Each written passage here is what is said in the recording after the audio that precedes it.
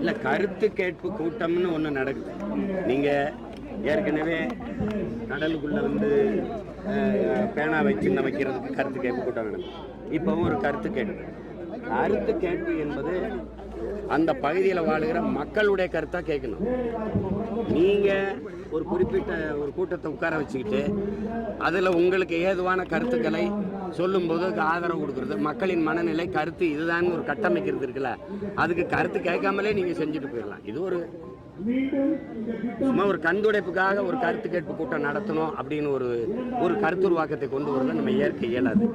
இங்கே உங்களுக்கு தெரியும், அனல் மின் உற்பத்தி நிலையத்துக்கு அருகில் குடியிருக்கிற என் மக்கள்கிட்ட வீடு வீடாக சென்று நீங்க கருத்து கேட்கணும்.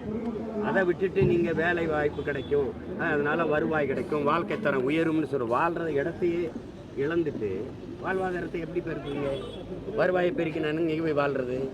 உங்களுக்கு தெரியும் இந்த உலர் சாம்பலால் வருகிற கேடு என்னன்னு.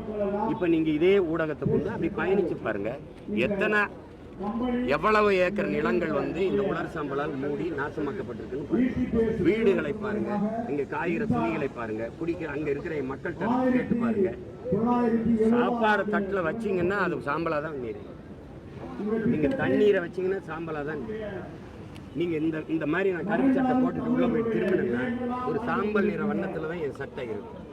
அப்படின்னா அந்த வாழ்விடத்துல காற்றுல எந்ததை காற்றை சுவாசிப்பேன், சாம்பலை சுவாசிப்பேன்.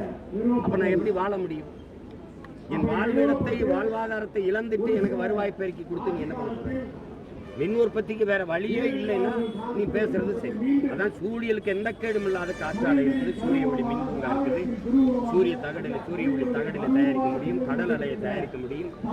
நீங்களே வந்துட்டீங்க, காற்றாலை சூரிய ஒளிக்கு மின்பூங்கா அமைச்சு வந்துட்டீங்க. அதைத்தானே விரிவாக்கம் செஞ்சுட்டு போகணும். அதையெல்லாம் தனியாருக்கு தானே பார்த்து கொடுத்துட்டு இயற்கைக்கு எந்த கேடும் இல்லாத மின் உற்பத்தி நிலையங்களை எல்லாம், மின் உற்பத்தி வாய்ப்பை எல்லாம் தனியாருக்கு கொடுத்துட்டு கொடும் திட்டங்களை நிலக்கரியிலிருந்து அணுவிலிருந்து அனல் புனல் எல்லாவற்றையும் அரசு வச்சுக்கிட்டு எப்படி இதை விரிவாக்கம் செய்யணுங்கிறத ஏற்க முடியாது. அந்த கருத்தை தான் நான் பதிவு பண்ணியிருக்கேன். சூழலுக்கு என்னென்ன மாதிரியான கேடுகளை இது விளைவிக்கும்னு சொல்லியிருக்கேன். இப்போ மாற்று மின்பெருக்கம் இருக்கும்போது அந்த திட்டத்தை நோக்கி அதை நோக்கி நீங்கள் நகருங்கள் என்பதுதான் எங்களுடைய கோரிக்கை. மீறி இது நிறுவப்பட்டு தான் ஆக வேண்டும் என்று கருத்து சொல்கிற பெருமக்கள் இந்த அனல் மின்சாரம் உற்பத்தி செய்யப்படுகிற அந்த நிறுவனத்திற்கு அருகிலேயே நீங்கள் வந்து குடியிருங்கள். இது தேவை என்று அப்போது வலியுறுத்துங்கள். நாங்கள் அதை ஏற்கிறோம். எந்த கருத்தும் எங்களுக்கு அது கருத்து இல்லை. நீங்க இங்க வாங்க, நீங்க குடியிருக்கிற இடத்துக்கு போறோம். அவ்வளவுதான். நாங்க அதுதான் எங்களுடைய பதிவு.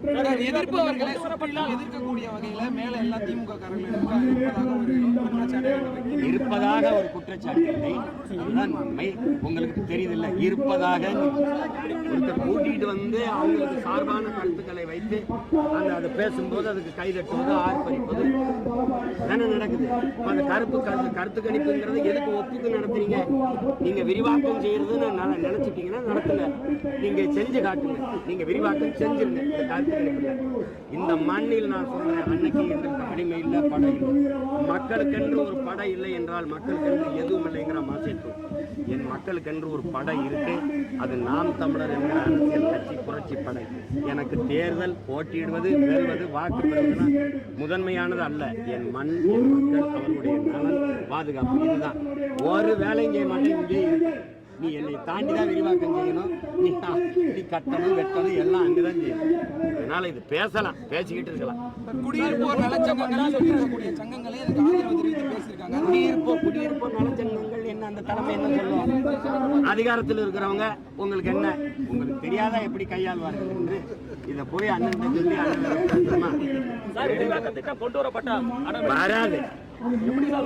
நான் இருக்கிற வர வராது, வர விட போறது இல்லை. பேசிக்கலாம். பரந்தூர் விமான நிலையம் கட்டிட்டீங்களா? 8 வழிச்சாலை போட்டீங்களா? நீங்க எந்த கட்சி தலைவங்க இல்ல, பிரபாகரன் மகன் இருக்கிற வரை நடக்குது.